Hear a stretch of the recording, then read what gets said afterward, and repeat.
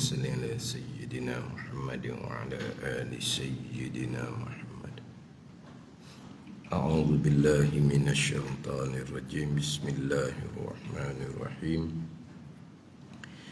الحمد لله رب العالمين، والصلاة والسلام على سيد المرسلين وعلى آله وصحبه أجمعين. رب اشرح لي صدري ويسر لي أمري واحلل عقدة من لساني يفقه قولي. سبحانك لا علم لنا إلا ما علمتنا إنك أنت العليم الحكيم. ولا حول ولا قوة إلا بالله العلي العظيم. Kitab Hidayatus Sibyan. Kitab Hidayatus Sibyan, muka surat 2, baris yang kedua daripada bawah. Muka surat 2, baris yang kedua daripada bawah.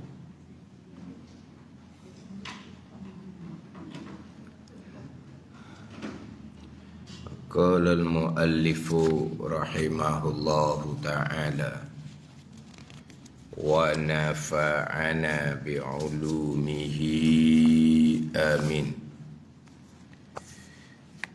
Keenam daripada 6 rukun iman. Wajib percaya, wajib percaya, wajib beriman. Percaya terjemahan daripada iman.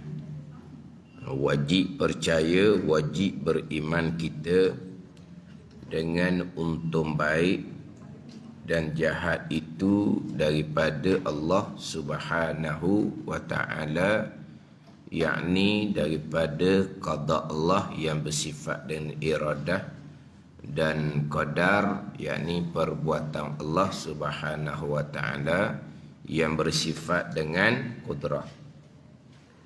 Bermula untung baik yang datang daripada qada dan qadar Allah, iaitu iman dan ta'ah. Beriman seseorang, melakukan ketaatan oleh seseorang adalah datang daripada qada dan qadar Allah Subhanahu wa ta'ala. Dan untung jahat, untung jahat iaitu untung jahat kufur dan maksiat. Kufur seseorang contoh sembah berhala. Maksiat seseorang contoh berjudi, minum arak. Datang daripada qada dan qadar Allah Subhanahu wa ta'ala. Sembah berhala seseorang, berjudi, minum arak seseorang, datang daripada qada, ketentuan Allah pada azal, Allah yang bersifat dengan iradah. Berlaku gerak diam ketika menyembah berhala, ketika berjudi, minum arak. Berlaku semua perkara itu adalah datang daripada perbuatan Allah yang bersifat dengan qudrah. Jadi kufur seseorang, buat maksiat seseorang, datang daripada qada dan qadar Allah Subhanahu wa ta'ala. Ini pegangan kita.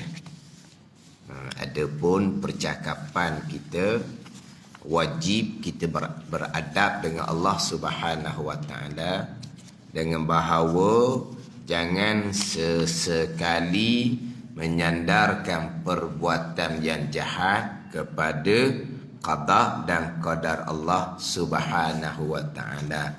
Itu dari segi percakapan kita, adab percakapan. Pegangan tetap dah rukun iman yang keenam, perkara baik, perkara jahat datang daripada qada dan qadar Allah Subhanahu wa taala. Percakapan yang baik daripada Allah, yang jahat daripada diri kita sendiri. Itu ada percakapan. Haram kita menyandarkan perkara jahat yang kita lakukan kepada qada dan qadar Allah Subhanahu wa taala. Kenapa kamu tidak sembahyang? Allah telah mengqadakkan saya pada azal tidak sembahyang, maka tidak semayanglah sayanya. Tidak semayang tu dosa yang besar. Menyandarkan tidak semayang kepada qada Allah, dosa besar yang lain pula. Bahkan kalaulah tujuan menyandarkan, meletakkan tidak semayang kepada qada Allah untuk menghalalkan perbuatan tinggal sembahyang tu, maka murtad orang ni, wal iyazabillah. Contoh samalah kenapa kamu minum arak berjudi. Minum arak berjudi tu haram, dosa besar. Tiba-tiba disandar, diletak kepada qada Allah Subhanahu wa taala, haram, dosa besar yang lain. Kalaulah disandarkan, diletakkan berjudi minum arak kepada qada Allah untuk menghalalkan perbuatan berjudi minum arak, maka orang ni jadi murtad, wal iyazabillah. Ataupun dengan tujuan nak menghina Allah. Orang duduk tegur, duduk nasihat, berjudi minum arak, berjudi minum arak daripada muda sampai ketua, tak berhenti-berhenti ni. Daripada muda sampai ketua, berjudi minum arak, berjudi minum arak. Orang pun nasihat, tegur, marah. Dia pun berjudi minum arak daripada muda sampai tua ni, mari daripada mana ni? Mari daripada Allah Ta'ala lah, hak kamu sembah tu. Dengan kuasa dia untuk menghina Allah, yang mengqadakkan dia berjudi minum daripada muda sampai ketua tu, murtad wa wal iyazabillah. Jadi bab percakapan wajib kita beradab dengan bahawa jangan sesekali menyandar, meletakkan perbuatan jahat yang dilakukan kepada qada dan qadar Allah. Ni perbuatan jahat yang berdosa. Yang tak berdosa pun, benda tak molek tapi tak berdosa pun diharamkan kita sandar kepada qada Allah Subhanahu wa taala. Contoh pemalas. Pemalas ni berdosa tak? Dosa ke pemalas? Dia tak ada tanggungjawab. Contoh, dia tak ada tanggungjawab. Dia bujang seorang diri je. Maka dia pun ni panggil apa? Tidur makan. Mana lapar bangun makan, kenyang pergi tidur, lapar bangun makan, gitu je lah. Pemalas dianya. Tak ada ni pemalas. Tak ada salah sebab dia tak ada tanggungjawab. Ni kira orang seorang diri ni. Tak ada tanggungjawab. Dosa tak dia pemalas? Tak. Tapi boleh tak? Kamu ni makna apa dah? Malah nasang. Tahu nasang? Tahu tak orang kita ni nasang? Tahu nasang? Nasang ni malas sangat. Hak malah ni malah lah. Kalau nasang ni kau memang malah pelik lah. Nasang ni malah pelik lah. Maknanya tuan budak mandi lah berkali nasang ni.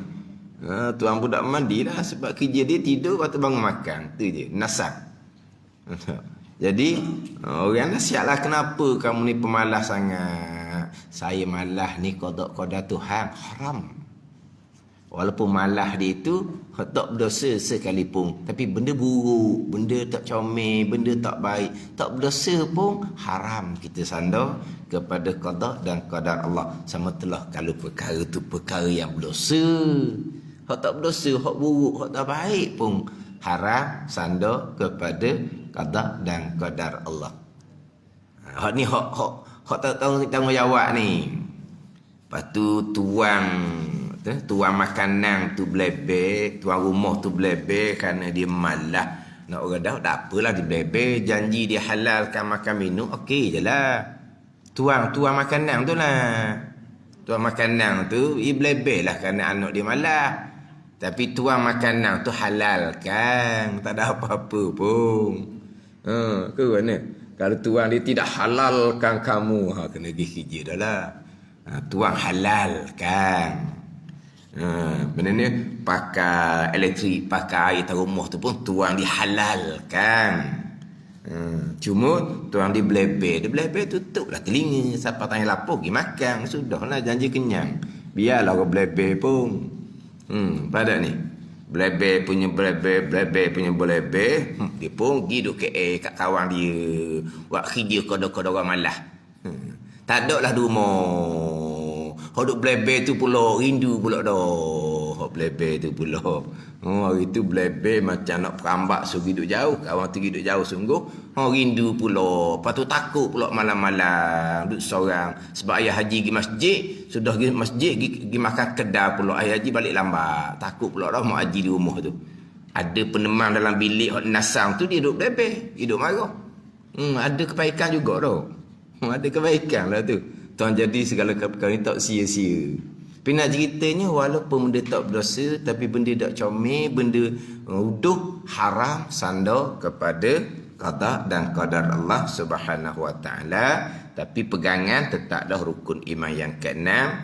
Baik, jahat, beriman seseorang, ta'ah seseorang, jahat, kufur seseorang, buat maksiat seseorang, datang daripada qada dan qadar Allah Subhanahu Wa Taala. Kemudian rukun iman yang keenam keluar dua pegangan. Satunya beriman dengan qada Allah, yang keduanya beriman dengan qadar Allah Subhanahu Wa Taala. Qada, ketentuan Allah, ketetapan Allah, keputusan Allah yang bersifat dengan iradah, muwafaqah dengan ilmu Allah Subhanahu Wa Taala. Qadar, perbuatan Allah, pekerjaan Allah yang bersifat dengan kudrah. Ni dua pegangan. Kemudian sebagaimana saya sebut sebelum ni, saya akan bicara berkaitan dengan qada terlebih dahulu. Panjanglah insya-Allah bicara qada ni, barulah kita berpindah kepada bicara qadar, perbuatan Allah, pekerjaan Allah yang bersifat dengan kudrah. Jadi kita bicara berkaitan dengan qada Allah Subhanahu Wa Taala, ketentuan Allah, ketetapan Allah, keputusan Allah pada azal. Sekalian perkara yang mana terkadang saya bicara berkaitan dengan rukun iman yang keenam, qada dan qadar ini, sebut sekalian perkara, kesemuanya, segala-galanya, tidak terkecuali walaupun sebesar zarah tu, boleh katakan puluh berkali ratus pun tak tahulah sebut. Sekalian perkara. Tiba-tiba tak faham juga sekian perkara. Bukan setakat sekian perkara. Tidak berlaku walaupun sebesar zarah. Sekalian perkara, qada qadar, tidak terkecuali walaupun sebesar zarah. Mana sekalian perkara yang berlaku di bumi, di langit, yang berlaku di dunia, yang berlaku di akhirah adalah datang daripada qada dan qadar Allah Subhanahu Wa Taala. Sekalian perkara. Berarti ta'alluq qudrah, ta'alluq iradah, ta'alluq ilmu tidak ada penghujung. Tidak ada penghujung. Faham tak? Apa ta'alluq qudrah? Qadar itulah perbuatan Allah. Tidak ada penghujung. Sebab syurga neraka yang dikekalkan oleh Allah yang tidak ada penghujung, yang berlaku di syurga perbuatan Allah yang bersifat dengan qudrah. Jadi ta'alluq qudrah Allah tidak ada penghujung. Apa perkara yang berlaku di hari akhirah, hari akhirah syurga dan neraka, apa yang berlaku di hari akhirah ini, yang berlaku tu semuanya perbuatan Allah yang bersifat qudrah, sebagaimana ketentuan Allah, ketetapan Allah, keputusan Allah yang bersifat dengan iradah pada azal. Jadi ketentuan Allah pada azal qada pun tidak ada penghujung. Apa yang diqadakan oleh Allah pada azal yang tidak ada penghujung, mengetahui Allah pun tidak ada penghujung. Jadi ta'alluq qudrah iradah ilmu tidak ada penghujung, kerana yang berlaku di hari akhirah yang tidak ada penghujung datang daripada qada dan qadar Allah, datang daripada qudrah iradah dan ilmu Allah Subhanahu wa taala. Sekalian perkara qada dan qadar Allah Subhanahu wa taala, maka tidak timbullah persoalan. Dah kalau begitu kok seseorang tu dimasukkan ke dalam syurga, seseorang tu dimasukkan ke dalam neraka, qada dan qadar jugalah kalau gitu. Tak payah tanya dah lah. Tak payah tanya. Sebab apa? Sebab sekalian perkara yang berlaku, qada dan qadar, sama ada yang berlaku di dunia, sama ada yang berlaku di akhirah, sekaliannya qada dan qadar. Berarti seseorang dimasukkan ke dalam syurga, seseorang dimasukkan ke dalam neraka, qada dan qadar lah. Tak seduk tanyalah. Kalau masih lagi jadi masuk syurga seseorang, qada qadar, masuk neraka seseorang, qada qadar, dah kenapa lagi tanya begitu? Ingat ke hak atas dunia je qada qadarnya, hak hari akhirah tu tak ada qada qadar, maknanya dia tak faham lagi, dan dia tidak berpegang lagi di akidah sekalian qada dan qadar. Di mulut menyebut sekalian qada dan qadar, kena-kena sekalian perkara yang sedang berlaku di dunia sahaja.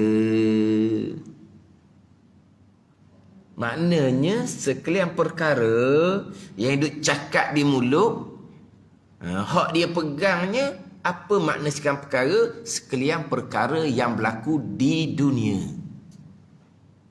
Apa dia ni?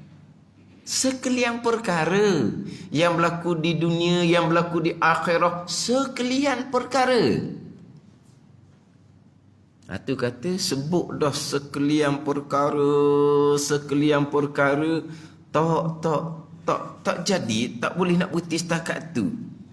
Kena sekalian perkara yang berlaku di bumi, yang berlaku di langit, yang berlaku di dunia, yang berlaku di akhirah. Perkara besar, perkara kecil, perkara baik, perkara jahat. Nak sebut apa lagi? Sekalian perkara. Tak payah perhalusi dah. Sekian perkara. Tak faham. Kena sebut satu secara kasar dulu. Siapa ni sudah ni setengah-setengah kelas lah. Sekarang perkara yang berlaku di dunia, yang berlaku di akhirah. Ulang. Sekarang perkara yang berlaku di dunia, yang berlaku di akhirah. Okey, berhenti setakat tu. Lepas tu hura. Siapa masa hura pulaknya, syurga seseorang, qada dan qadar. Neraka seseorang, qada dan qadar. Bikah semula. Syurga neraka pun qada qadar tau. Maknanya duk sebut sekian perkara, lepas tu didetailkan dengan yang berlaku di dunia, yang berlaku di akhirah. Sebut dah tu yang berlaku di akhirah. Apa yang berlaku di akhirah? Syurga seseorang. Apa yang berlaku di akhirah? Neraka seseorang. Qada qadar. Jadi tak faham juga. Maknanya tidak berpegang di akidah juga sekalian perkara yang sebenar-benar. Hanya sekalian perkara mengikut pahaman dia, hak berlaku di dunia sahaja. Sekalian perkara. Tidak terkecuali pun sebesar dunia ke akhirah ke, qada dan qadar. Bererti syurga seseorang, qada qadar. Neraka seseorang, qada dan qadar. Jadi maknanya dia tak faham sekarang perkara. Kemudian satu lagi ni, dia faham dak perkara baik jahat ni qada qadar. Pegang ke dak? Dah kalau pegang, beriman seseorang, taat seseorang, qada dan qadar Allah pada azal. Balasan syurga kepada orang yang beriman dan taat bukan qada dan qadar sama dengan beriman dan taat seseorang atas dunia. Kita berpegang taat beriman seseorang atas dunia, taat seseorang atas dunia, qada dan qadar. Jadi dibalas dengan syurga di hari akhirat, memanglah qada dan qadar. Sebaliknya, kufur seseorang atas dunia qada qadar ke tak? Melakukan maksiat seseorang atas dunia qada qadar ke tak? Ada qada qadar. Balasan di hari akhir neraka qada qadar lah. Nak lagi ke mana lagi? Ada ni. Jadi macam mana boleh timbul dia faham tak sama, dia fahamnya betul lah baik jahat atas dunia qada qadar. Dah syurga neraka? Mari daripada mana? Mari daripada iman dan taat syurga. Kufur dan maksiat neraka. Kalau iman dan taat qada qadar, syurga qada qadar. Kufur maksiat qada qadar, neraka qada qadar lah. Sekalian. Betul macam mana kita? Macam mana kita? Macam kita sekarang lah. Macam mana Allah perlakukan kepada kita sekarang? Allah perlakukan macam mana? Allah perlakukan kita ni lahir daripada ibu bapa Islam. Qada qadar. Allah perlakukan kepada kita ni belajar serta beramal. Qada qadar. Maknanya ke depan tu balasan-balasan qada qadar. Kita wajib bersyukur. Sebaliknya seseorang yang Tuhan lahirkan daripada ibu bapa kafir, dia kafir sampai ke mati, qada qadar itu bahagian dia. Kekal neraka dia di hari akhirat, qada qadar itu bahagian dia. Tanda ni. Seseorang dilahirkan daripada ibu bapa Islam, tetapi tidak taat kepada Allah, melakukan maksiat, qada qadar. Sampai masa nanti di hari akhir dibalas dengan neraka, qada qadar. Itu bahagian dia. Ada ni. Dia yang melakukan maksiat tak boleh laksana daripada qada qadar, tapi begitulah bahagian dianya. Maksiat dia, maksiat yang dilakukan qada qadar, di penghujung jadi bertaubah dianya. Bertaubah dia, terbuka hati, bertaubah dianya, qada qadar. Taat, mati dalam taat, qada qadar. Bahagian dianya syurga, qada qadar. Itu jelah. Macam mana kita sekarang? Macam mana Tuhan berlaku pada kita sekarang macam mana? Gitu jelah. Nabi SAW bersabda, "Ma minkum wa qad qutiba maq'adan nar wa minal jannah." Tidak ada di kalangan kamu melainkan telah ditetapkan tempat kembali, sama ada neraka ataupun tempat kembali syurga. Tapi Nabi sebut neraka dahulu untuk peringatan. Sebab terkadang Nabi ni sebut baik dahulu baru sebut hak buruk. Kadang-kadang Nabi sebut hak buruk dahulu, neraka tak buruk lah, baru Nabi sebut hak baik. Kalau Nabi nak bagi peringatan, Nabi sebut hak buruk dulu. Kalau Nabi nak menggemarkan, Nabi sebut hak baik dulu. Ada ni, macam kita lah, macam kita.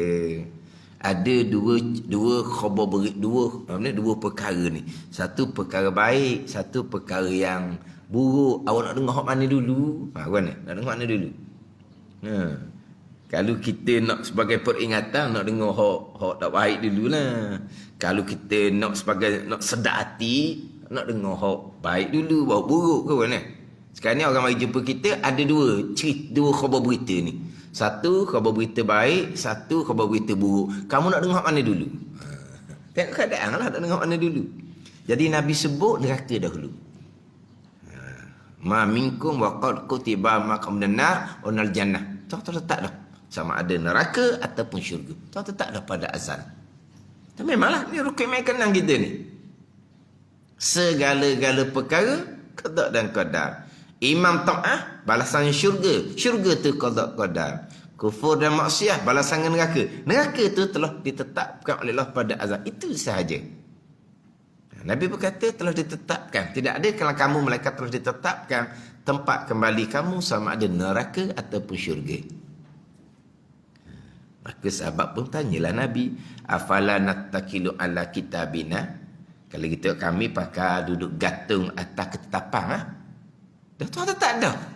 Nabi pun bersabda, i'malu fakullun muyassarun lima khuliqalah. Beramallah kamu, dan tiap-tiap daripada kamu akan dipermudahkan bagi tempat yang dijadikan bagi kamu. Maknanya di hujung hadis itu, kalau seseorang Allah Ta'ala meletakkan pada azal orang ni celaka neraka, maka mudah nak buat perbuatan bawa pada neraka. Kalau seseorang ni Tuhan tetap kepada azab orang yang bahagia, ahli syurga, mudah je nak buat amalan ahli syurga. Dan Nabi pun baca, fa amman a'ta wattaqa wa saddaqa bil husna fasanuyassiruhu lil yusra. Nabi baca ayat tu di hujung tu. Maknanya Nabi kata, beramallah kamu dan tiap-tiap kamu ni akan dipermudahkan bagi tempat yang disediakan bagi kamu. Kalau Tuhan tetap ada pada azal, kamu ni orang celaka, ahli neraka, mudah dengan kekufuran, mudah dengan kemaksiatan, mudah je dengan tak payah belajar, mudah je tak payah belajar. Ilmu tauhid akidah tak payah belajar, mudah je, senyum manis je tak belajarnya. Semayang tiang agama tak mau belajar, mudah je, senyum je. Semayang rajin, berjemaah 5 waktu, semayang sunat lagi rajinnya. Tapi belajar bab semayang mudah je, tak mau belajar, tak ada rasa salah. Lepas tu macam mana pula dengan bicara hati, sifat-sifat kepujian, nak semadi hati macam kalau tak belajar. Kekal pula berjemaah 5 waktu, rajin semayang sunat, rajin puasa sunat, rajin membaca Al-Quran, khatam, bukan setahun sekali, sentiasa khatam Al-Quran. Tapi mengekali riya, ujub, takabur yang dosa besar yang mewajibkan neraka jika tidak diampuni. Mudah je riya, ujub, takabur. Apa? Tuhan permudahkan bagi dia jalan kecelakaan neraka. Jadi dia ingat ke dia rajin buat amal sunat tu dengan mengkali riya, ujub, takabur ni, Tuhan terima amal sunat dia? Nak terima macam mana? Semayang sunat, puasa sunat, membaca Al-Quran, tapi dalam riya, ujub, takabur, dosa besar yang mewajibkan neraka jika tidak diampuni. Tapi mudah je dia, manis tak rasa apa pun. Tu apa? Tuhan, apabila Tuhan tetap pada azal dina orang celaka, jalan tu dia pilih. Ini cerita hok tak peduli agama tu satu hal dah. Ini ni hok semayang 5 waktu tak tinggal, berjemaah tak tinggal. Bukan mudah nak cari dah ni. Tapi boleh tak peduli ilmu akidah. Ilmu usuluddin boleh tak peduli. Tapi Tuhan permudahkan jalan di seumpama tu. Tuhan permudah. Sebab apa? Nabi kata dah, orang yang ahli syaqawah, ahli celaka, Tuhan akan permudahkan dengan amal ahli syaqawah, ahli celaka. Kalau akidah tu salah, tak ada lah, hak tu lah hak paling celaka sekali. Walaupun rupa zahirnya semayang waktu, berpuasa Ramadan sekalipun, walaupun pun zahirnya buat amal sunat, buat amal wajib pun tak terima sakit amal sunat. Tapi kenapa dia mudah? Sebab tu Tuhan permudahkan. Itu qada qadar hakikinya. Tapi orang seumpama ni tak belajar fardu ain tauhid, tak belajar fardu ain fiqh, tak belajar fardu tasawuf, tak boleh sandar pada qada dan qadar. Tapi hakikinya begitulah. Sebaliknya Nabi kata kalau orang ni orang yang ahli saadah, orang yang ahli bertuah syurga, mudah je buat amal ahli syurga. Bunyi kata belajar mutauhid, no sangat-sangat. Walah, bukannya mudah nak belajar kalau kita tu orang yang tak ada asas. Orang ada asas ni mudahlah dia belajar sebab dia ada asas. Kalau kita tak ada asas, memang payah. Tapi walaupun payah pun, jadi mudah nak belajar belum payah. Jadi mudah nak belajar. Sungguh kalau orang tak ada asas apa ilmu sekalipun, ilmu mudah-mudah dunia pun, kalau kita tak ada asas, orang cerita mula-mula tak apa benda dia cerita. Sama juga dengan ilmu agama. Kalau orang tak ada asas ni, tak ada asas sungguh, jangan bukan tak ada asas, tak ada asas sikit, tak ada asas sungguh, tak ada asas. Mana mula-mula dengar tu memang kalau kita kata gok Allah tak masuk sutih habuk. Tak masuk sutih habuk. Ada ni. Tapi tuan di jalan ni mudah je belajar. Fardu ain tauhid, fardu ain fiqh, fardu ain tasawuf. Kalau salah mudah je bertaubat dengan Allah Subhanahu wa taala. Ni. Tuan permudah dengan amalan ahli bahagia. Tuan tetap dah dirinya ahli bahagia, tuan akan permudahkan jalanan amalan orang yang ahli bahagia, ahli syurga dengan iman dan ketaatan. Nak beriman tu lah balik kepada ilmu. Nak taat zahir dan batin tu balik pada ilmu fiqh dan ilmu tasawuf. Pandai ni. Jadi kalau kita faham seumpama tu tak ada apalah. Hak kita dakwah, hak kita nasihat tegur, kita nasihat tegur. Belajar fardu ain tauhid, belajar fardu ain fiqh tasawuf. Tak ada benda lain nak cakap. Jumpa fardu ain. Aku pandai dahnya. Ya marah pula dong. Dah kawan dia duk nasihat, duk tegur, duk apa, marah dia. Aku pandai lah. Dah kalau mu pandai, lagi mudah mu belajar sebab mu pandai dah. Mu pandai dah, kalau mu pandai sungguh, lagi mudah belajar. Tapi hak tahu belajar aku pandai ni dijahil murakkab sebenarnya. Dijahil murakkab. Kalau orang tu pandai sungguh, orang ada asas sungguh, dia takkan lari daripada majlis ilmu. Walaupun dia sudah pandai. Ada ni. Orang yang pandai, dia takkan lari majlis ilmu. Sebab apa? Dia tahu dah daripada majlis ilmu yang samalah. Dia Tuhan beri pandai sikit sebanyak. Dia akan raih majlis ilmu yang bawa dia kepada pandai. Hak majlis ilmu yang terdahulu. Jadi majlis ilmu yang kemudian, dia akan raih. Dia akan hadir. Sebab apa? Sebab majlis ilmu yang sama itulah yang Tuhan beri ke dia jadi pandai dahulunya. Kalau hak pandai sungguh. Kalau hak kata, aku pandai dah, ada orang jahil sebenarnya. Jahil murakkab. Jahil tak sedar diri jahil. Tapi kita macam mana? Kita nasihat je lah. Lepas tu macam mana dia? Bahagian masing-masing. Dah kita nasihat, kita dakwah, kita tegur, kita sudah boleh pahala. Taufik hidayah milik Allah Subhanahu wa taala. Gitu je. Jadi kalau Tuhan kehendak sesat, gitulah jadinya. Kalau Tuhan kehendak bagi hidayah, terbuka hati mudah-mudah.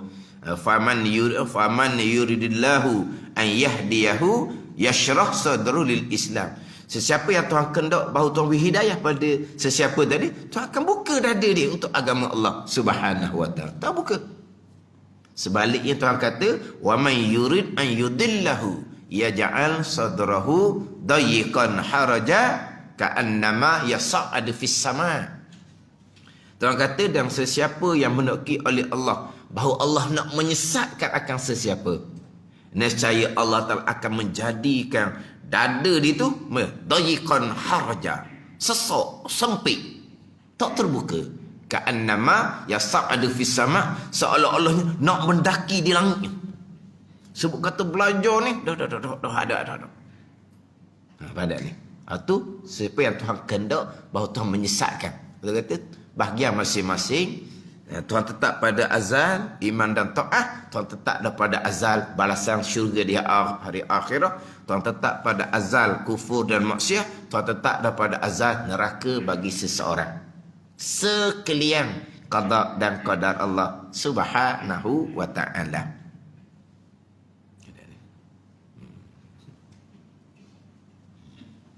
Sekalian perkara.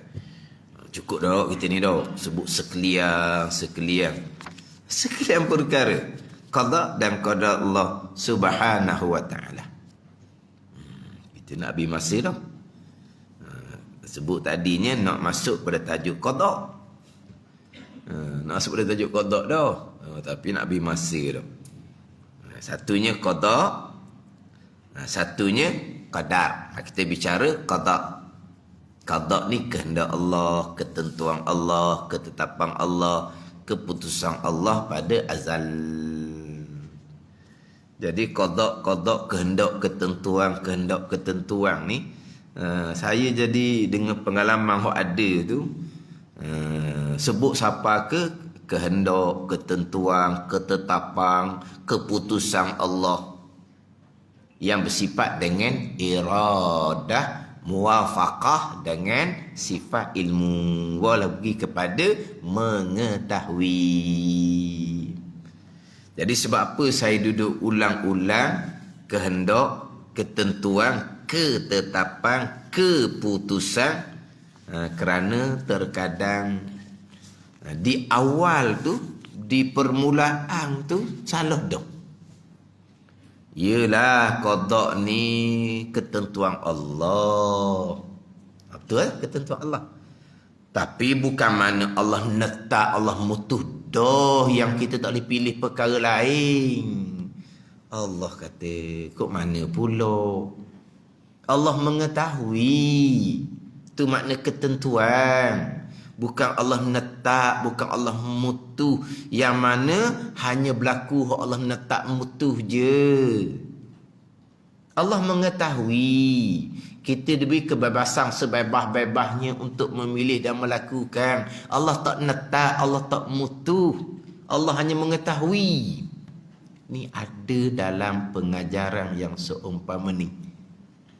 Ini bukan saya dengar daripada orang belajar yang sedang nak perbetulkan akidah. Ni orang yang mengajar. Qada ketentuan Allah. Tapi bukan makna Allah netak, Allah mutu yang mana tak boleh berlaku dah benda lain. Allah mengetahui. Sebab itulah saya qada, kehendak, ketentuan, ketetapan, keputusan. Allah banyak ayat guna. Nak faham ketentuan ni. Satunya menentu, satunya mengetahui. Tak apalah, kita pergi kepada kita lah. Kita ni, cakap kita ni. Menentu dengan mengetahui ni sama ke? Ni kita cakap. Menentu dengan mengetahui sama ke? Lain-lain. Menentu tu sama tak makna dengan menetap, memutuskan? Ni hak kita kalau kita ni. Faham tak ni? Sama tak menentu dengan makna kita sudah menetapkan. Kita sudah memutuskan. Sama tak dengan kata kita telah menentukan. Sama je. Mengetahui barulah lain. Kita ni nak menentu, nak menetap, nak memutuskan satu-satu perkara, kita nak dapat maklumat yang cukup dahulu. Kita nak mengetahui molek-molek dahulu, barulah kita nak menentu, menetap, memutuskan. Tetapi menetap, memutuskan, itulah makna menentu. Bukan kata menentu hanya makna mengetahui, bukan menetap, bukan memutu, bukan gitu. Cuma kita, sebelum kita nak menentu dengan makna menetap, memutuskan, kita nak dapat maklumat secukupnya. Barulah kita pun menentu dengan makna menetap, dengan makna memutuskan. Bukan begitu? Kita ni ambil daripada mengetahui, pergi kepada menentu dengan makna menetap dan memutuskan. Adapun Allah Ta'ala menentu sedia kala, mengetahui sedia kala, tak ada dulu kemudian. Faham tak ni? Allah menentu sedia kala, Allah mengetahui sedia kala. Kita menentu ni selepas daripada mengetahui. Lepas mengetahui molek-molek, maklumat jelas molek, barulah kita pun menentu. Itu kita. Kita mengetahui dahulu, kemudian pergi pada menentu. Apa makna menentu? Bukan mengetahui dah. Menentu makna menetap, memutuskan. Tapi kita mengetahui, menentu. Allah mengetahui sedia kala, Allah menentu pun sedia kala. Tak ada dulu, tak ada kemudian. Cuma bagi kita nak nampak di pemahaman kitanya, Allah menentu muafakah dengan apa yang Allah mengetahui. Itu hanya fitnah akul saja. Nak bagi kita nampak ketentuan Allah pada azal sebagaimana Allah mengetahui pada azal. Jadi macam susung tau. Allah menentu muafakah sebagaimana Allah mengetahui. Jadi kalau dengar gitu macam menentu ni menyusuli. Nah, menentu jadi menyusuli daripada mengetahui. Bukan. Tersebut kata menentu ni muafakah datang daripada Allah mengetahui, fitnah akul saja nak bagi kita nampak. Menentu ni kalau nak mudah faham kak, mari daripada mengetahui. Jadi seolah-olah menentu ni menyusuli mengetahui. Hakikat dia tak gitu. Sebab apa? Sebab menentu sedia kala, tak ada ni. Mengetahui pun sedia kala. Tak ada menyusuli lah. Kalau menyusuli ni, hak kemudian tu kemudian menyusuli. Macam kita menyusuli, macam kita menentu menetap memutus ni menyusuli daripada kita dapat maklumat yang secukupnya. Jadi menyusuli daripada mengetahui dahulu, kita pergi kemudian pada menentu. Kita betul lah. Tapi Allah Ta'ala menentu sedia kala, mengetahui sedia kala. Tapi kalau kita cerita kok menentu ni daripada mengetahui, itu hanya fitnah aku nak nampak, nak faham saja. Tapi kena mati sini dulu. Qada Allah, kehendak Allah, ketentuan Allah, ketetapan Allah, keputusan Allah, muafakah dengan mengetahui. Sebab ada orang mengajar Allah menentu, tapi bukan Allah netap, bukan Allah mutuh yang mana tak boleh berlaku perkara lain dah. Allah mengetahui, kita diberi kebebasan sebebas-bebasnya, belum ditetapkan oleh Allah, belum diputuskan oleh Allah. Hanya apa yang kita akan pilih, Allah mengetahui. Ini akidah yang sangat terpesong. Dia menafikan ketentuan Allah dengan makna ketetapan dan keputusan Allah. Sebab Allah melakukan akan barang yang ia kehendak, bukan barang yang ia tahu. Innama amruhu idza arada syai'an ay yaqula lahu kun fayakun. Innama amruhu, sesungguhnya pekerjaan Allah, idza arada, bila Allah telah mengetahui. Iradah bukan mengetahui. Iza arad bila menghendaki, bukan mengetahui. Tapi apa yang Tuhan kehendak, pasti Tuhan mengetahui pada azal. Fa'alul lima yurid.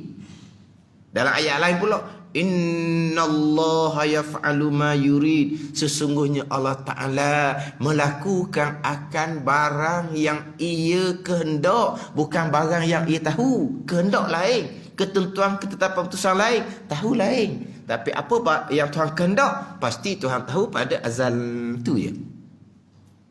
Jadi di sini dia sebut qada, ketentuan, tapi dia faham kepada mengetahui. Dah. Kehendak, ketentuan, ketetapan, keputusan, iradah. Barulah muafakah dengan mengetahui ilmu. Ini kena faham dari situ. Lepas tu saya ulang, qada, kehendak, ketentuan, ketetapan, keputusan Allah pada azal, muafakah dengan ilmu Allah. Allah mengetahui pada azal. Jadi kiat minggu ni qada pun baru masuk muka jalan. Nak pastikan di muka jalan ketentuan tu, makna ketetapan, keputusan tu dahulu. Bukan kata ketentuan hanya mengetahui, bukan ketetapan, bukan keputusan, tu salah sangat. Wallahu a'lam.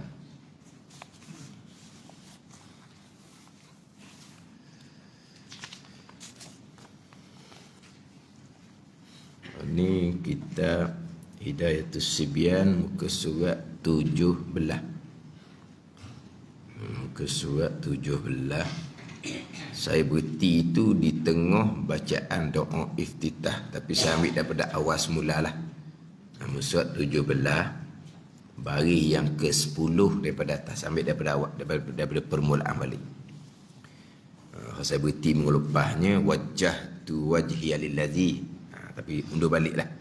Tengah tu, tengah bacaan doa iftitah. Qala al-muallifu rahimahullahu ta'ala wa nafa'ana bi'ulumihi amin. Dan sunat membaca doa iftitah, doa pembukaan sembahyang. Bila ni kemudian daripada takbiratul ihram, kemudian daripada takbiratul ihram.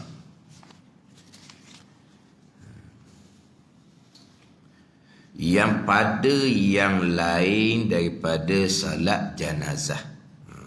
Pada yang lain daripada salat janazah. Salat janazah sahajalah yang tidak disunatkan baca doa iftitah. Semua sembahyang disunatkan baca doa iftitah, termasuk sembahyang sunat yang mana ada pandangan dhaif dalam mazhab Syafi'i kitanya, membaca doa iftitah bukan sunat tapi hukumnya wajib. Kemudian kita kena ingat ginilah, tiap-tiap sunat hai'ah yang ada ulama menghukumkan wajib, tapi pandangan dalam mazhab Syafi'i, pandangan muktamad, sunat hai'ah bukan wajib, sunat. Tapi ada pandangan ulama yang menyatakan wajib. Sama ada pandangan ulama yang mengatakan wajib ni kau dhaif ke mazhab lain ke, tak kira lah. Jadi dalam mazhab Syafi'i kita pandangan muktamad sunat hai'ah. Tapi ada pandangan lain, walaupun pandangan dhaif, walaupun pandangan mazhab yang lain daripada mazhab Syafi'i sekalipun yang menghukumkan wajib, maka sunat hai'ah yang ada ulama kata wajib ni, kalau kita tinggalkan hukumnya makruh. Ya gitu. Sunat hai'ah tapi ada ulama menghukumkan wajib, tapi kita sunat lah. Sunat tu sunat lah. Tiba-tiba ada pandangan ulama kata wajib. Contohnya doa iftitah. Walaupun pandangan yang kata wajib itu kau lemah pandangan tu dalam mazhab Syafi'i. Pandangan yang muktamadnya macam kita tahulah sunat doa iftitah ni bukannya wajib, tapi ada pandangan mengatakan wajib. Jadi sunat hai'ah yang ada ulama kata wajib seumpama doa iftitah, kita tinggal tak buat sunat hai'ah yang seumpama ni, hukumnya adalah makruh. Hukumnya adalah makruh. Contohlah kita angkat tangan masa takbiratul ihram, sunat hai'ah, tapi ada ulama kata wajib. Tiba-tiba kita dah akad Allahu akbar, berdada dulu, makruh lah. Ya, angkat tangan sunat hai'ah, betul lah angkat tangan sunat hai'ah, tapi ada ulama hukum wajib angkat tangan tu. Allahu akbar tu rukun bacaan, waktu memang wajib dah. Angkat tangan ni ada ulama kata wajib. Jadi memang kita akad semua, tiba-tiba kita dah akad, hukumnya makruh. Doa iftitah ni ada ulama kata wajib, kita tak baca walaupun semai sunat sekalipun, hukumnya makruh. Membaca surah lepas Fatihah, mazhab Hanafi wajib. Kalau kita lepas baca Fatihah tak baca surah walaupun semai sunat sekalipun, hukumnya makruh. Hak tak ada surah ni pada jenazah. Dalam jenazah ni doa iftitah pun tak ada, surah pun tak ada. Adapun sembahyang yang lain, mazhab Hanafinya membaca surah hukumnya adalah wajib. Jadi kalau kita sembahyang sunat, kita hanya membaca Fatihah selesai, kita rakaat, tak apalah, sunat hai'ah membaca surah, tapi hukumnya jadi makruh sebab mazhab Hanafi hukum wajib. Ada ni. Lepas tu bacaan tasbih dalam rukuk dan sujud tu mazhab Hambali wajib kan? Kita sunat hai'ah. Kalau tinggal makruh kan? Ada ni. Dia tiap-tiap sunat hai'ah tapi ada ulama menghukumkan wajib. Ni contoh lagi. Contohnya doa sebelum salam. Doa sebelum salam. Selepas daripada kita membaca tasyahud akhir, selepas daripada kita membaca selawat atas Nabi SAW, kita terus memberi salam tanpa berdoa sepatah, makruh hukum dia. Sebab ada pandangan, walaupun pandangan ni dhaif, menghukumkan wajib membaca doa sebelum salam. Pada ni. Baca doa, ya muqallibal qulub, sabbin qalbi ala dinika wa ala ta'atik. Baca doa, Allahumma inni a'udzubika min azabil qabri wa fitnat min azabin nar wa min fitnatil mahya wal mamat wa min fitnatil masihid dajjal. Bacalah doa mana-mana pun. Baca Rabbana zalamna anfusana wa illam taghfir lana wa tarhamna lanakunanna minal khasirin. Walah kita beri salam. Tiba-tiba kita habis tasyahud, habis selawat, kita terus memberi salam tanpa berdoa sepatah sebelum salam tu. Hukumnya makruh sebab ada ulama yang menghukumkan wajib walaupun tu pandangan dhaif sekalipun. Ada ni. Walaupun semasa sunat sekalipun. Walaupun Tok Imam sudah memberi salam dah sekalipun. Tok Imam sudah memberi salam, kita belum lagi membaca doa tadi. Kita baca doa tu dulu baru salam. Lepas tu Tok Imam beri salam dah tu, kita kena segera beri salam. Tidak. Bila Tok Imam memberi salam, atas pilihan kita nak segera memberi salam ataupun kita nak membaca doa yang lebih panjang lagi. Sebab ada orang ceramah dia kata salah tu. Bila Tok Imam beri salam, dia masih lagi belum memberi salam. Dah. Dan kita al-azkar bagi Manawi Comel. Bila Tok Imam beri salam, kita diberi pilihan. Sama ada segera memberi salam ataupun kita nak membaca doa lagi. Itu terpulang pada kita. Sebab apa? Sebab Tok Imam sudah tidak ada. Kita sudah menjadi seorang diri. Maka kita bacalah doa yang kita belum baca. Tapi kalau kita belum baca doa, Tok Imam beri salam, memang kita kena baca doa dulu. Tapi kita baca doa ni, kita nak panjang lagi doa kita, panjanglah. Tok Imam beri salam dah, biar ke dia lah. Sebab kita sudah menjadi seorang diri. Tak ada menjadi kesalahan kepada kita kalau kita nak melenguhkan memberi salam. Hak dalam semayang tak boleh.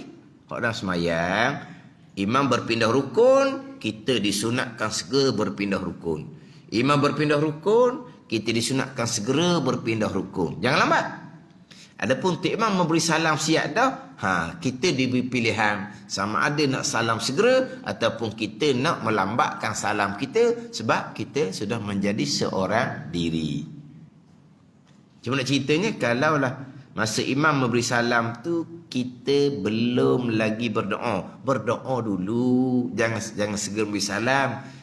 Ini memberi salam tanpa berdoa sebelum salam hukumnya makruh, sunat haid. Tapi ada ulama walaupun pandangan dhaif sekalipun menghukumkan wajib membaca doa sebelum salam. Jadi kita ingat gitulah.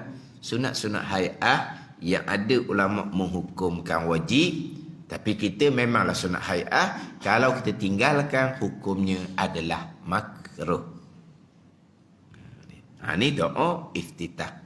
Pandangan dhaif dalam mazhab Syafi'i hukumnya wajib. Jadi kalau kita tak baca doa iftitah, hukumnya adalah makruh. Walaupun semayang tu semayang sunat sekalipun. Hak tak ada doa iftitah, contohnya salat jenazah. Hak tidak ada doa iftitah, contohnya kita takbir, kita tidak mengetahui imam ni dekat nak rokok ke, lambat lagi nak rokok ke, kita tidak disunatkan baca doa iftitah. Imam sembahyang bacaan perlahan. Jadi imam tu sedang membaca Fatihah ke, imam sedang membaca surah ke, tak tahulah sebab dia baca perlahan. Zuhur asar contohnya. Jadi kita masuk sembahyang, kita tak tahu imam tu rokok tu lambat lagi ke, dekat dah ke, kita tak tahu. Kita tidak disunatkan baca doa iftitah. Kita tidak disunatkan baca ta'awuz, a'udzubillah pun tidak disunatkan. Kita disunatkan bersegera kepada Fatihah, bismillahirrahmanirrahim tu. Bukan doa iftitah, a'udzubillah pun tak sunat baca. Ada ni, a'udzubillah tu pendek je, tak sunat baca. Bagi makmum yang tidak mengetahui, kedudukan tu imam tu dengan rokok tu jauh lagi ke, lambat lagi ke, ataupun dekat-dekat dah. Sebab apa? Sebab makmum nak kena pelihara Fatihah.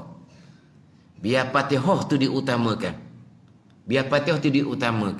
Jadi sekarang ni Allahu Akbar, tu imam baca perlahan, kita tak tahulah tu imam dengan rokok tu lambat lagi ke, dekat dah ke. Jadi kita kena utamakan Fatihah. Doa iftitah tinggal. A'udzubillah, bukan Fatihah, a'udzubillah, ta'awuz, tinggal. Utamakan Fatihah. Fatihah wajib. Sebab dah tahu ni, Fatihah wajib ini setakat mana boleh baca. Sebab kita dah tahu ni tu imam dengan rokok ni lambat lagi ke, dekat nak rokok dah ke. Jadi kita kena utamakan wajib. Tapi kalau tu imam baca kuat, tu imam baca Fatihah, bacalah doa iftitah dulu sebab lambat lagi tu imam nak rokok, surah pun tak baca lagi. Tu kita tahu bahawa masa kita tu panjang, Fatihah kita tidak terganggu. Maka disunatkan baca doa iftitah dahulu dan jangan tinggal ta'awuz, a'udzubillah. Gitu. Faham tak ni? Tu imam baca surah dah. Dia baca surah pun tu imam baca surah Sajdah. Bimbang buat apa surah Sajdah? Lambat lagi nak rokok ni. Contohlah. Tu imam baca surah dah, pergi surah Sajdah. Apa masalah? Fatihah kita masa panjang. Kita Allahu Akbar, baca doa iftitah dahulu, baca auzubillah, barulah baca Fatihah. Sebab apa? Sebab tu imam lambat lagi nak rokok. Ada ni. Ni. Kalau kita maknanya kita tahu bahawa Fatihah kita itu tak tergendala. Mana kita boleh baca Fatihah dengan sempurna, barulah kita sunat baca doa iftitah dan kita sunat baca auzubillah sebelum kita membaca Fatihah. Ada ni. Sebab kalau tiba-tiba kita baca doa iftitah, baru baca doa iftitah paling pendek lah, macam sebut minggu lepas tu lah. Pendeknya doa iftitah, Allahu Akbar kabira walhamdulillahi katsira wa subhanallahi bukratan wa asila. Tu pendek. Hak ni hak mudah lah kita ingat dah. Kalau hak hadis dia Aisyah radhiyallahu anha, tu nak kena apa pula? Subhanakallahumma wa bihamdik subhanakallahumma wa bihamdik wa tabarakasmu wa ta'ala jadduk wa la ilaha ghairuk. Dah je baca seumpama tu. Kita Allahu Akbar, takbir ihram, subhanakallahumma wa bihamdik wa tabarakasmu wa ta'ala jadduk wa la ilaha ghairuk. Tu. Tak pernah baca seumpama tu. Ataupun kita baca Allahu Akbar doa ni takbir ihram, alhamdulillah hamdan katsiran tayyiban mubarakan fi. Apa tu? Auzubillah. Tu dah harap. Tak kira tahu tak tahu sebagai doa iftitah ni. Bacaan tu tahu ke tak?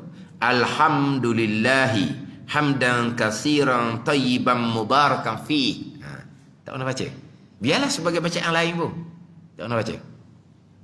Alhamdulillahi hamdan katsiran tayyiban mubarakan fi. Alhamdulillahi hamdan katsiran tayyiban mubarakan fi. Tu dah iftitah ke tu? Allahu Akbar, alhamdulillahi hamdan katsiran tayyiban mubarakan fi. Barulah a'udzubillah. Kita baca pendek. Walau kita tak tahu ni tu imam ni dengan rokok tu jauh lagi, lambat lagi ke dekat ke. Tiba-tiba imam rokok, kena-kena kita masbuk. Problem lalulah kitanya.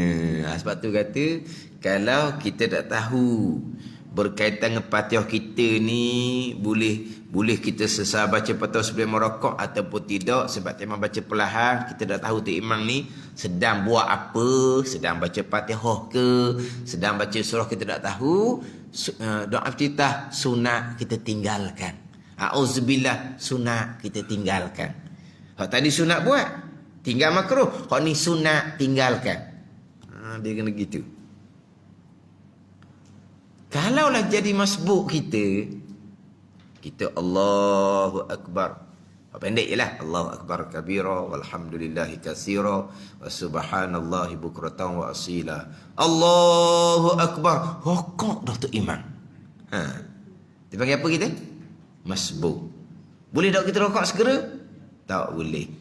Sebab apa? Sebab masa yang singkat tadi kita pergi guna baca bacaan sunat. Lepas tu macam mana tu? Kena baca Fatihah biar menyamai doa iftitah yang kita pergi baca pada masa singkat tu. Kita baca Bismillahirrahmanirrahim. Tak cukup lagi dengan Allahu Akbar kabira walhamdulillahi katsira wa subhanallahi bukratan wa asila. Tak cukup dengan Bismillahirrahmanirrahim. Alhamdulillahi rabbil alamin. 2 ayat. Cukup tak nak ganti Allahu Akbar kabira walhamdulillahi katsira wa subhanallahi bukratan wa asila. Kita ganti dengan Bismillahirrahmanirrahim. Alhamdulillahi rabbil alamin. Cukup tak? Tak cukup wajib kena ganti ya. Kita pun gantilah 2 ayat Fatihah. Imam pun sami Allahu liman hamidah. Tak ada rakaat lah kitanya. Pada ni kita tak boleh nak rokok dah. Kita iktidal bersama dengan imam. Imam beri salam nanti kita wajib kena tambah 1 rakaat. Kan masbuk kan imam rokok segera. Hak tidak membaca bacaan sunat terlebih dahulu. Sekarang ni dia takbiratul ihram, sepatutnya bismillah lah segera. Ni dia baca Allahu Akbar kabira walhamdulillahi katsira wa subhanallahi bukratan wa asila. Yang kamu baca doa iftitah ni, kamu tahu Dr. Imam tu macam mana? Dr. Imam tu sedang buat apa? Kamu tahu tak bahawa kamu Fatihah ni boleh sudah sebelum imam rakaat? Tak tahu kisah ke, tak tahu Dr. Imam duduk di mana? Tak sunat baca doa iftitah. Tebing dia baca juga. Boleh nyakit ya? Kalau jadi muafiq tak apa. Jadi muafiq tak apa. Kalau jadi masbuk, bukan doa iftitah ni, auzubillah pun kena beringat. Bukan doa iftitah panjang, tak apalah. Auzubillah pun tak sunat baca kalau kita tidak mengetahui berkaitan kedudukan tu imam. Dia Allahu Akbar, a'udzubillahi minasyaitonirrajim, bismillahirrahmanirrahim, alhamdulillahirabbil alamin. Tak ada baca kuat gini makmum. Alhamdulillahirabbil alamin, Allahu Akbar. Wakaf dah tu imam. Masbuk kitanya. A'udzubillah tadi awak baca tadi tu. Kena gantilah. Ar-Rahmanir-Rahim. Ar-Rahmanir-Rahim cukup tak nak ganti dengan a'udzubillahi minasyaitonirrajim? Tak cukup. Ar-Rahmanir-Rahim, Maliki yaumiddin. Tambah dulu. Tambah. Rokok. Sempatlah tak maninah bersama rokok imam. Dapat rakaat. Tapi bila rokok lambat, rokok saja sami Allahu liman hamidah tu imam. Maknanya masbuk rokok tidak sempat tamak ninah bersama rokok imam, rakaatnya sudah tidak ada. Sebab apa? Sebab lambat rokok. Kenapa? Kerana nak ganti Fatihah akan bacaan sunat a'udzubillah yang dibaca. Dia masbuk dia baca a'udzubillah macam mana? Tapi dah tahu tadi dia akan jadi masbuk. Dah tahu sunat tinggal a'udzubillah tu. Terus kepada baca Fatihah. Dia gitu. Ni kita ni pakai dah sunat auzubillah kan? Sunat. Tengok masa pula. Tengok apa? Tengok situasi ke apa panggil? Tengok keadaan macam mana. Ni bunyi kata sunat kok auzubillah semacam dia baca. Doa iftitah mungkin panjang. Auzubillah mungkin tak perasan lah. Tik mana nak wakaf lah ni. Doa iftitah dia baca ni sebab kita baru masuk semayang. Auzubillah samalah juga. Tak sunat baca. Dia tahu dah dia akan jadi masbuk. Sebab dia Allahu Akbar, imam hujung surah. Memang dia akan jadi masbuk. Tiba-tiba a'udzubillah juga. Dia tak tinggal a'udzubillah. Bila rokok, dia baru membaca 2-3 ayat Fatihah, dia tak boleh rokok segera. Dia kena tambah ayat untuk ganti qada a'udzubillah, bacaan sunat yang dibaca sebelum membaca Fatihah. A'udzubillah bukan Fatihah, ingat baik. A'udzubillah tu bukan Fatihah. Fatihah bermula daripada Bismillahirrahmanirrahim. Doa iftitah mungkin tak baca lah. Sebab kita tahu dah akan jadi masbuk. A'udzubillah tu macam mana? Samalah juga. Janganlah baca.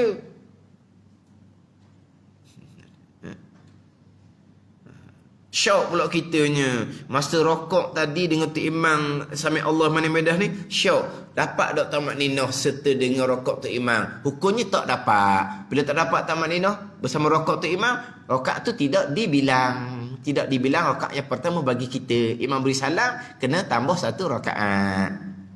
Jadi bermasalah lah kalau kita masbuk rokok lambat.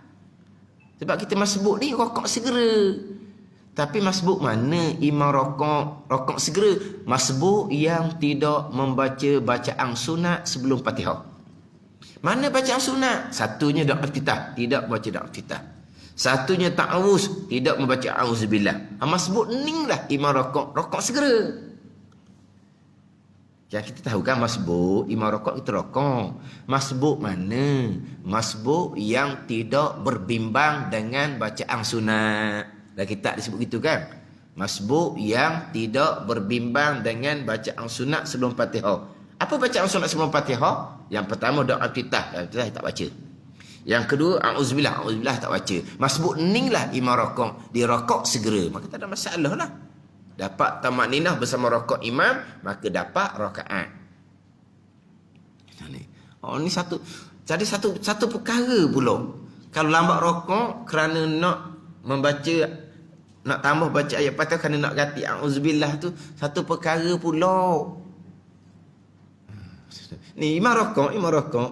Kita masbuk ni, kita rokok ni pada tamak ninah ni bersama dengan imam.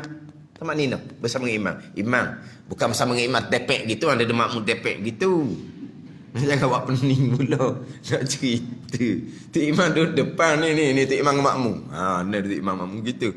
Kerana tu imam tengah rokok. Kita masbuk ni kita rokok. Dengan tu imam tengah senyap rokok tu dan qada subhanallah.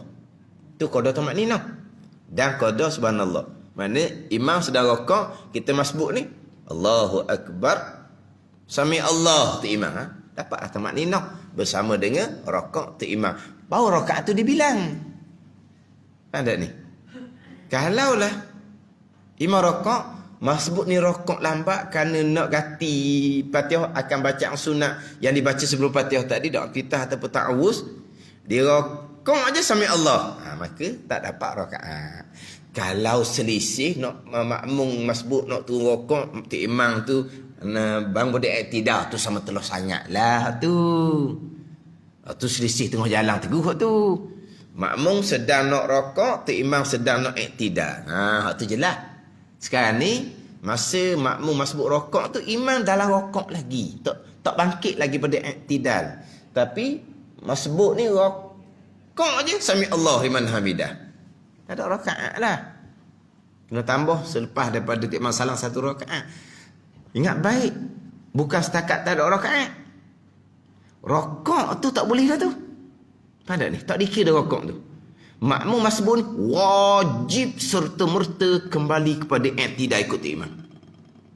Jangan. Ada rokok dah ni. Biarlah rakaat tak dapat pun. Nak baca tasbih dan rokok dulu. Patah semayang. Tak ada ni. Sebab ni pergi bicara pada masbuk pula dah kita ni. Jadi tak boleh nak tinggal sekerat jalan gitu. Penipali pula lagi. Tak apalah, ada kita sama balik. Sekarang apabila imam dalam rokok, masbuk ni rokok lambat, isunya kerana nak ganti balik ayat Fatihah kerana sebelum tu baca doa iftitah ataupun baca a'udzubillahi minasyaitanirrajim. Ada ni. Samalah juga dengan hak betul-betul lewat tu. Imam dah rokok, dia buat tapi tikraf. Samalah. Imam dah rokok, Allahu akbar, dia pun rokok. Samalah isu dia. Masalah dia samalah. Jadi maknanya masa dia rokok tu imam memang dah rokok lagi. Tapi dia rokok sahaja, imam pun sami Allah liman hamidah. Imam pun nampak dah. Dia nak rokok, imam pun sami Allah liman hamidah. Biar tak boleh rakaat. Sebab apa? Lambat sama ya haji ni. Kalau kata bunyi gogah hunggar tu haji tu. Ni kalau surah lah. Kalau haji tak bunyi, surah. Bunyi hok tu ayah haji tu. Ayah haji tu memang nampak sama. Tu imam pun bunyi nak nampak ayah haji tu nak rokok, sami Allahu liman hamidah. Biar tak boleh rakaat. Dok, tu imam kalau dia ada perasaan makmum baru nak rokok, tu imam ni disunatkan tunggu. Jangan segera iktidal. Faham tak? Dia tu imam tasbih rokok hanya 3 kali. Jangan melebihi 3 kali. Tasbih rokok subhana rabbiyal azimi wa bihamdi yang paling afdalnya 11 kali. Pada ni, ini bagi semua seorang lah 11 kali. Tapi tu imam hanya dibenarkan 3 kali. Lebih dari 3 kali hukumnya makruh. Sebab tu imam ni dia kena cepat, jangan lambat sangat sebab makmum di belakang ada macam-macam keadaan makmum, sibuk lah apalah belakang tu. Jadi tu imam hanya tasbih 3 kali. Tiba-tiba mana rokok ni dia terperasan ada makmum baru takbiratul ihram.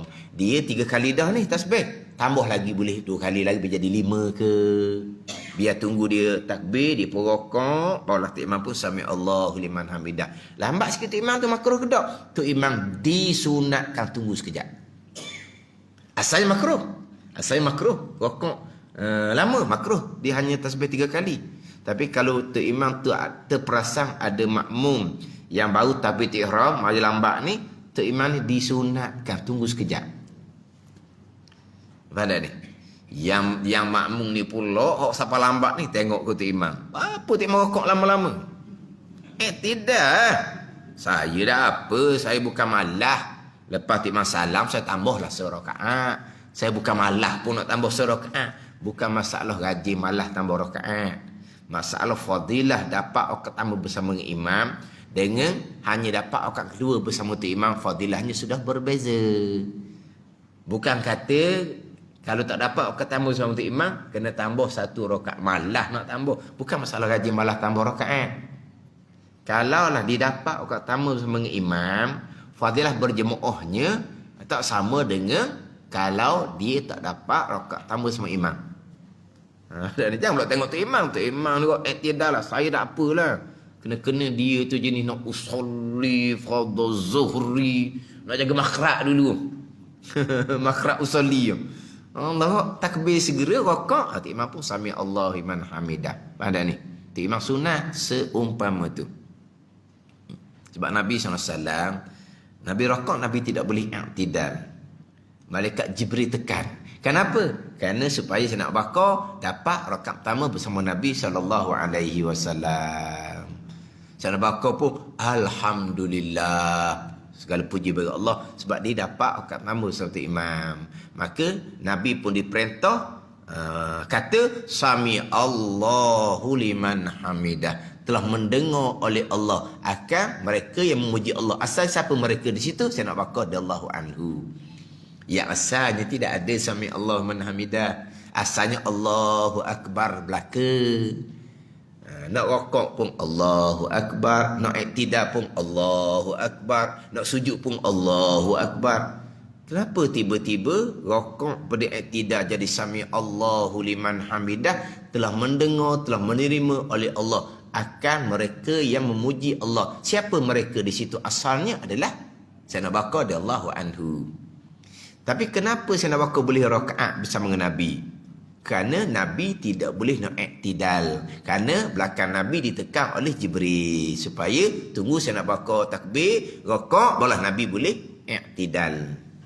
Jadi tu imam gitulah, bila Nabi perasan ada orang baru masuk sembahyang, disunatkan. Disunatkan tunggu sekejap. Jadi kita masbuk ni, imam sedang rakaat, kita rakaat dapat tamat ninah serta rakaat tu imam bersama Allah man hamidah, baru dapat rakaat. Pada ni. Pahala dapat qada tamat ninah. Kalau lebih dari qada tamat ninah, saya tanyalah. Jangan tanya pula. Ustaz dah sebut masbuk ni dapat tamat ninah bersama dengan imam. Kalau masbuk nak dapat lebih dari tamat ninah, tanya tu berat. Jadi dapat tamat ninah bersama dengan rakaat tu imam, barulah rakaat tu dikira. Maka rakaat tu pun dikira. Rakaat tu dikira. Sekarang ni imam rakaat, masbuk, rakaat, sami Allah man hamidah.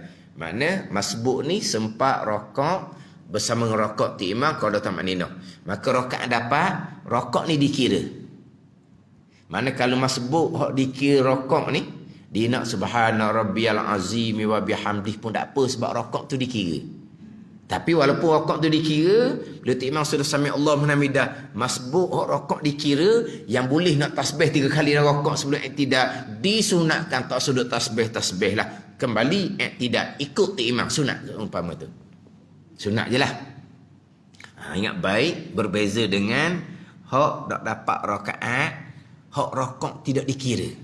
Sekarang ni imam rokok, masbuk, bau rokok je, sami Allah man hamidah.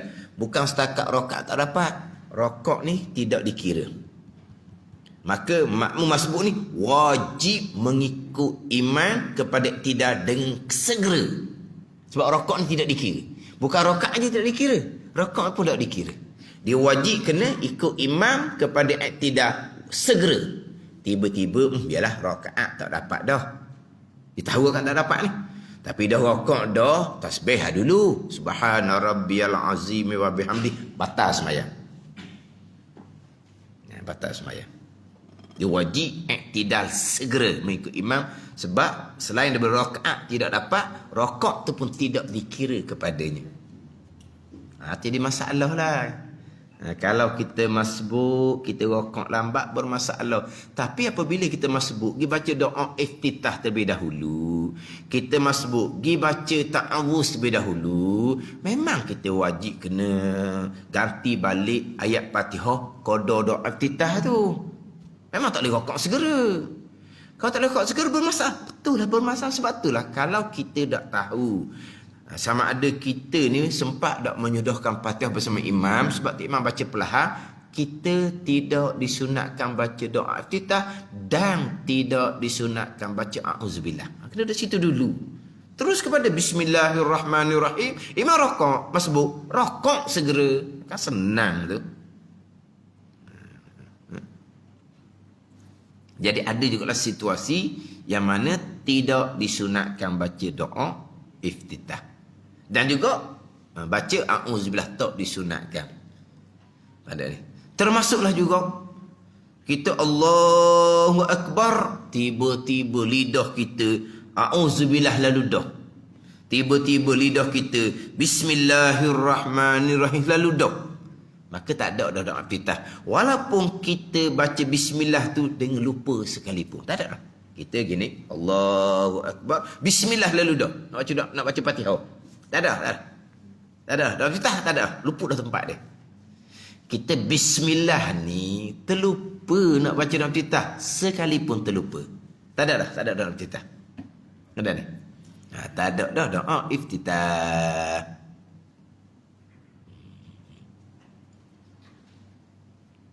Faham tak tu?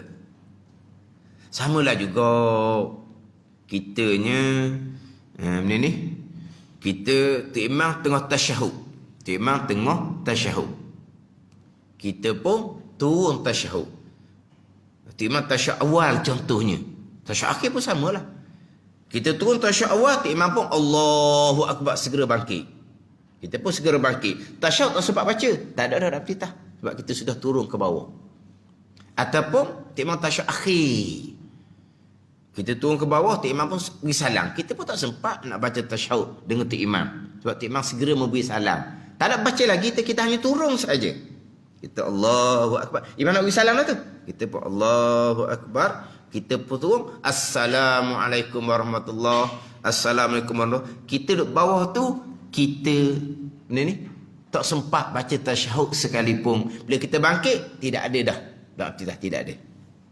A'udzubillah masih lagi ada. Tidak ada dah.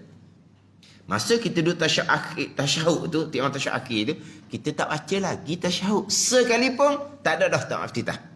Kita bangkit pada waktu pertama kita lah ni. Tak ada iftitah. Tapi masa kita turun ke bawah, ikut imam sedang tasyahud akhir tu, kita tak ada baca pun tasyahudnya. Tak sempat nak baca sekalipun.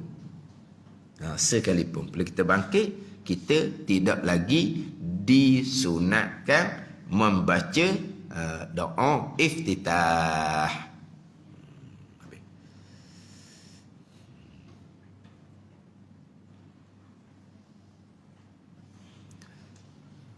Dia berbeza Dia berbeza. Kita ni Allahu Akbar, timang tengah ihdinas siratal mustaqim, contohlah.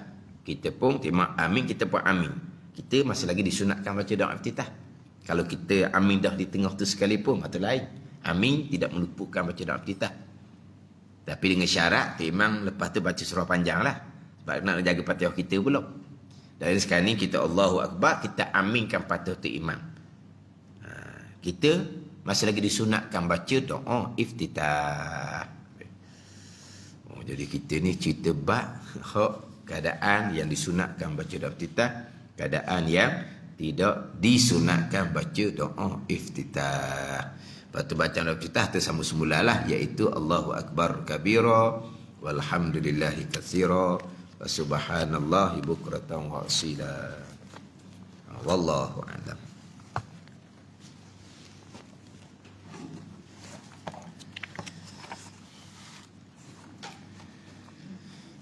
Ini kitab 20 sifat hati yang keji dan terpuji. Muka surat 30, baris yang ketiga daripada bawah. Qala al-muallifu rahimahullahu ta'ala wa nafa'ana bi'ulumihi amin. Taubah ialah permulaan jalan bagi orang yang menghendaki akhirah yang selamat. Orang nak menjalani jalan akhirah, permulaannya adalah taubah. Permulaan amal ni. Permulaan betulnya ilmu mengenal Allah Subhanahu wa ta'ala. Ianya yang taubah wajib bersegera. Taubah wajib bersegera. Taubah permulaan jalan. Kita nak menjadi jalan akhirah, kita nak memperbanyakkan amal-amal yang sunat, kita nak berzikir, bertarekah, taubah permulaan jalan. Taubah permulaan jalan. Yang mana dalam kitab Penawar bagi Hati, dalam kitab Sairus Salikin, taubah adalah permulaan jalan bagi salik, bagi mereka yang nak menjalani jalan menghampirkan diri kepada Allah Subhanahu wa ta'ala. Taubah adalah permulaan jalan. Dalam kitab Ihya Ulumuddin karangan Imam Ghazali rahimahullah, permulaan jalan orang yang salik, orang yang berjalan kepada takarrub ilallah. Nak sebarang amal sunnah, zikir, tarekah ke apa ke, permulaannya adalah taubah. Tapi kalau taubah pun tidak, belajar fardu ain pun dikesampingkan, kena zikirlah terlebih dahulu nak menyucikan hati, itu jalanan yang terpesong sebab membelakangi hukum syariah. Wajib belajar, wajib bertaubah. Berzikir untuk menyucikan hati. Menyucikan hati macam mana kalau tidak bertaubah daripada dosa-dosa terlebih dahulu? Bukan zikir amal sunat, sembahyang fardu, puasa Ramadan pun tidak mengkifaratkan dosa-dosa yang besar, yang mana dosa-dosa besar ijma' ulama wajib bertaubah. Ijma' ulama tidak dikifarat diampuni dengan amal ibadah, walaupun sembahyang fardu sekalipun, walaupun puasa Ramadan sekalipun. Lepas tu nak mengkifaratkan dosa besar dengan zikir, ini bukan jalan syariat. Nak membersihkan hati terlebih dahulu baru nak belajar. Nak bersih hati macam mana kamu kekal jahil fardu ain, itu malaikat catat dosa besar. Nak bersih hati macam mana kamu tu dah duduk dalam dosa besar. Akidah salah tu dosa besar. Sembahyang tanpa ilmu dosa besar. Taubahnya tidak, berdosa situ. Lepas tu nak berzikir untuk menyucikan hati, itu bukan jalan tarekah zikir beserta dengan syariat. Itu tanpa syariat. Dengan syariahnya, permulaan adalah taubah. Nak bertaubah, permulaannya adalah ilmu. Ada ni. Ilmu siap dah ni. Ilmu fardhu aqidah, ilmu fardhu fiqh, tasawuf. Taubah daripada Dosa besar meninggalkan kefarduan sembahyang. Sepakat 4 mazhab wajib diqadakkan dengan bersegera. Ini hukum fiqh, hukum syariah. Sebut dah mengelepaskan. Kalau tinggal kefarduan puasa, qadak puasa. Qadak puasa tidak terganggu dengan amal-amal sunat. Nak sembahyang sunat pun tak ada masalah. Nak berzikir, membaca Al-Quran pun tak ada masalah. Sebab qada puasa ni tak ada buat apa pun, hanya tinggal makan. Berbeza dengan taubah daripada dosa meninggalkan sembahyang. Qada sembahyang ni satu perbuatan asing. Bila qada sembahyang tak boleh buat perkara lain. Tak boleh buat perkara lain. Perkara yang sunat lain tak boleh buat lah. Kemudian qada sembahyang ni wajib 4 mazhab. Mazhab Hanafi, Maliki, Syafi'i, Hambali wajib qada sembahyang dan wajib bersegera. Mazhab Hanafi wajib bersegera, mazhab Maliki wajib bersegera, mazhab Syafi'i wajib bersegera, mazhab Hambali wajib bersegera. Sehingga kan mazhab yang lain wajib qada sembahyang dengan bersegera walaupun bukan qada rukun taubah sekalipun. Ada tak qada sembahyang tapi bukan rukun taubah? Ada? Qada sembahyang yang ditinggalkan yang tidak berdosa, maka tak ada taubah. Maka qadanya bukan rukun taubah. Mana? Tertinggal kerana tak sedar. Hujang. Malam hujang kan? Hujang, lepas tu ribut, lepas tu kilap, lepas tu guru. Tak tidur. Jadi punyalah letih tak tidur. Subuh tak sedar. Berdosa ke tak? Tak berdosa. Ada taubah ke tak? Tidak ada taubah sebab kita tidak berdosa. Tapi wajib qada ke tak? Wajib qada, tapi bukan sebagai rukun taubah. Dia berbeza dengan qada kerana meninggalkan sembahyang dengan sengaja. Qada tu rukun taubah. Adapun tertinggal subuh yang tak sengaja, qada tu wajib tapi bukan sebagai rukun taubah. Dan tidak berdosa hak dia tertinggal subuh yang tak sengaja tu.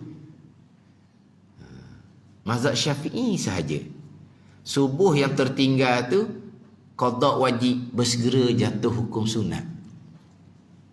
Bersegera jatuh hukum sunat. Makna kejut, Allah kejut tu pukul syuruk pukul 7.2 minit. Makna kejut tu 7.10 minit ke syuruk dah. Habis dah waktu subuh. Bakal sambung tidur semula. Lepas tu subuh qada nanti bangunlah. Qada nanti nak sembahyang zuhur kat rang lah. Contohnya. Maka dia sudah meninggalkan hukum sunat bersegera qada. Kenapa? Dia tinggal perkara sunat. Qada wajib dan dia memang nak qada. Tapi bersegera tu sunat. Dia pun tak ambuh bersegera. Dia nak sambung tidur semula. Maknanya apa? Dia tinggal bersegera qada yang hukumnya sunat. Maknanya dia tinggal perkara sunat. Tak ada pahala sunat tapi tak ada berdosa. Dia dah muka 7 lebih dah. Syuruk 7.2 minit. Subuh tak ada dah. Dia pun pakai sambung tidur. Qada memang qada wajib. Tu ijma' ulama. Qada tu wajib. Bersegera tu. Bersegera sunat je lah sebab dia bukan berdosa pun. Tapi mazhab-mazhab yang lain, walaupun tidak berdosa, subuh tu wajib qada, ijma' ulama, wajib bersegera juga. Pukul 7.10. 7.10 bangun, qada subuh segera. 7.30 sedar, 7.30 bangun, qada subuh segera. Maknanya hak tak berdosa pun mazhab yang lain wajib bersegera qada. Kita mazhab Syafi'i tak. Hak taubah saja, hak wajib bersegera, rukun taubah qada wajib bersegera. Sekarang ni bukan taubah, dia bukan berdosa, dia bukan sengaja tinggal subuh. Maka bersegera qada memang wajib. Qada memang wajib, bersegera sunat. Kan ada ni? Ini mazhab Syafi'i kita. Macam hak cerita mengelupas puasa itulah.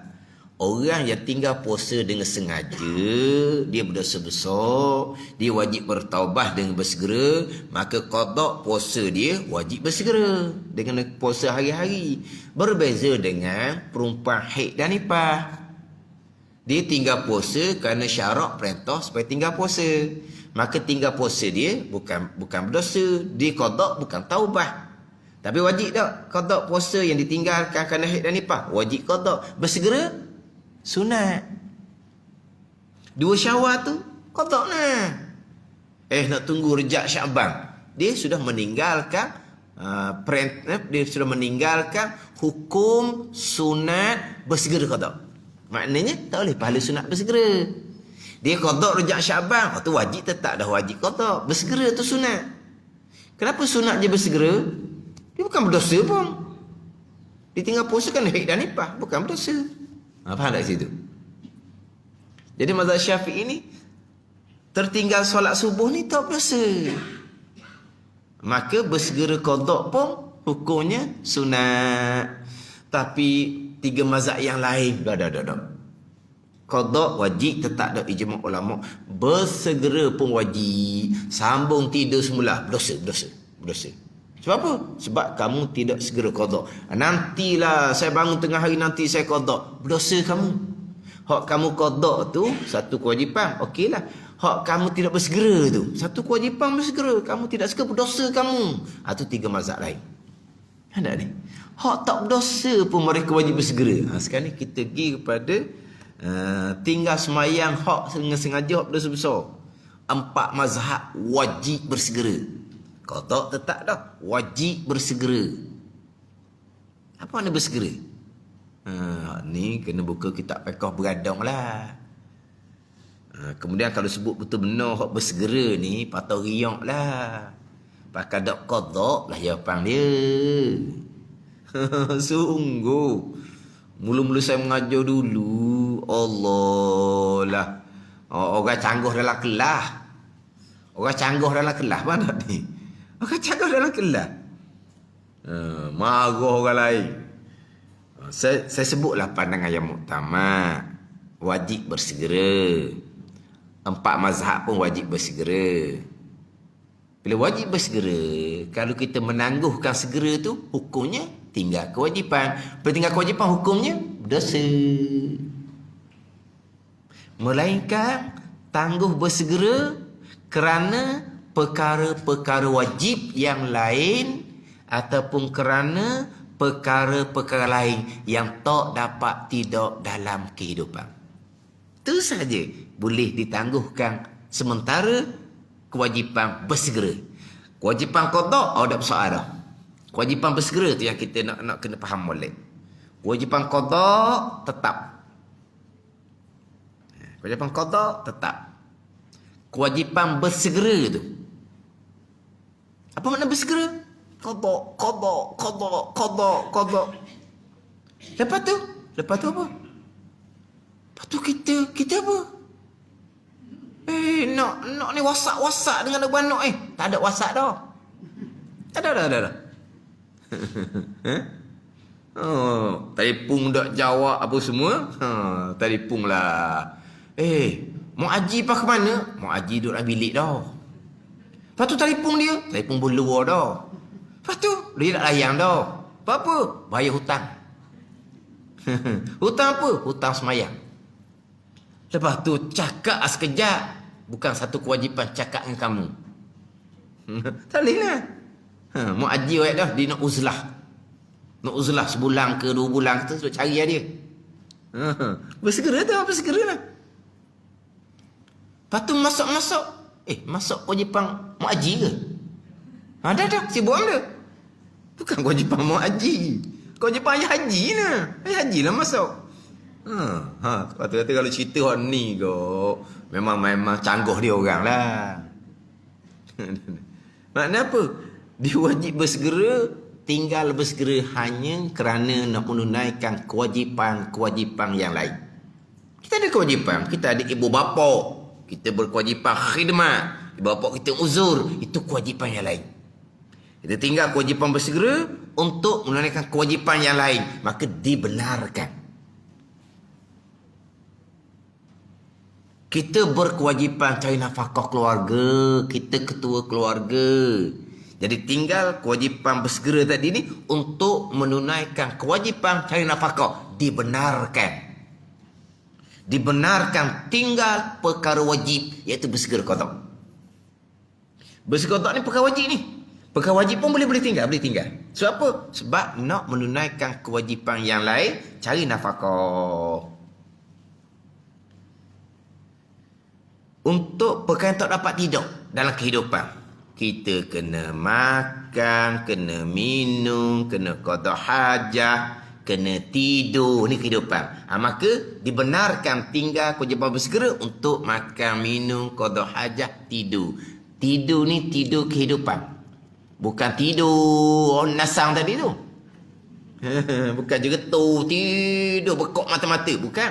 Tidur kehidupan. Macam mana tidur? 6 jam ke, 8 jam ke. Atas kesihatan masing-masing lah. Ada orang 6 jam. Okeylah kehidupan dia. Dah dia orang tua ni tak boleh. Kena tidur lebih sikit. Dia kena lebih untuk kehidupan dia. Untuk kesihatan dia. Bukan tidur malas, bukan. Tidur ni. Pandai ni. Mana kalau orang tua, mungkinlah 6 jam tu tak cukup. Mungkin kena 8 jam. 8 jam lah. Itu kehidupan. Jadi, untuk kehidupan ni saja dibenarkan tinggal sementara hak kewajipan bersegera qada. Untuk perkara-perkara yang lain, tinggal saja kewajipan bersegera, buat perkara lain, bukan kewajipan, bukan perkara tak dapat tidak, hukumnya haram, berdosa. Berdosa kenapa? Kerana tinggal kewajipan bersegera. Walaupun tinggal perkara bersegera tadi untuk buat sembahyang sunat sekalipun, haram hukumnya. Ni faham tak? Bukan haram sembahyang sunat. Haram kerana meninggalkan kewajipan bersegera. Kan saya contoh dah sebelum ni kan. Contohnya apa? Ibu, ni contoh bab lain lah. Tapi mudah kita nampak masalah tu. Mak kita panggil kita. Faham tak sebut sebelum ni? Mak kita panggil kita.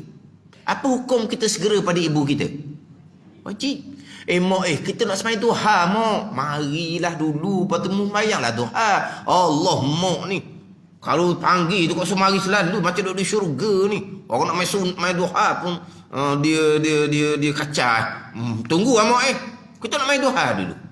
Apa hukum kita meninggalkan kewajipan bersegera kepada ibu? Hukumnya berdosa. Saya main duha. Hukumnya berdosa. Bukan kerana main duha berdosa. Kerana meninggalkan kewajipan bersegera kepada ibu. Lepas itu. Kalau kata, mak panggil ni. Kita main duha ni. Berdosa main duha ni. Tak boleh main duha dah lah. Lepas tu kita main telefon. Main telefon.